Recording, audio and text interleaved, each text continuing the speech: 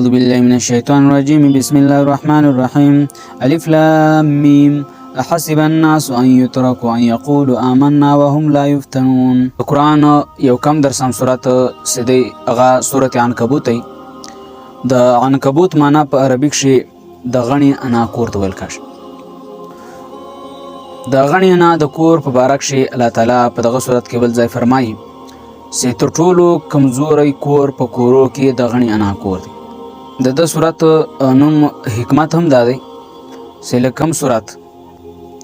کم نظام، کم قانون او کم مذهب چې هغه انساني عقلو باندې جوړ سي، د انسان په سوچ باندې جوړ سي او وحي و سمرګري نه وي، نو دغه قانون او ضابطه یا حکومت او یا دین یا مذهب د ده مثال د غڼې انا د کور دی. په ده کې کمزوري خلک وشنلي او زورور خلک چې وي هغه سیسا ورپوکي هم ختمې کړي د غڼې انا کور. نو دغه نمونه اوس که انسان کمزوری و نو د غڼې انا په جال کې به وشنلي، او که انسان زورور و، ایمان یې مضبوط و او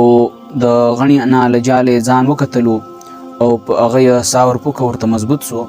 نو بیا به دا یې تر الله پورې ځان ورسوي. یو ماهر سیاسیات انګریز ایچ جے میکن ټریډیشن رایټ اینډ رانګ هغه وایي چې په دنیا کې له ټولو ځای په خساره کې انسان دی، په ځکه چې سره له عقله، سره له پوهې د یو داسې نظام، یو قانون او یو حکومت جوړ نه کړه چې هغه ته د عقلمندو خلکو په نسبت باندې هغه ته صحیح یا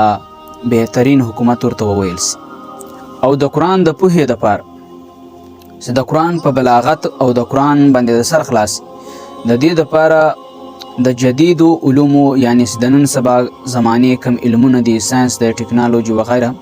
په دوسې پوهې بیا به د قرآن زورتیا ته تراسي، کونې د قرآن زورتیا ته نسي رسېدلی. الف لام میم حروف مقطعات. الله تعالی فرمایي احسب الناس ان یترکوا ان یقولوا آمنا وهم لا یفتنون.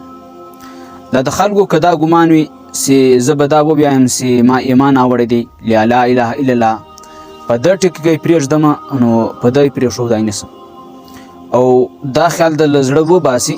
چې زه به صرف د ایمان دعوه وکم او ازمایش به نه راځي، داسې نسي کېدی. یا دی په خوله وویایي چې زه به ویایم چې لا اله الا الله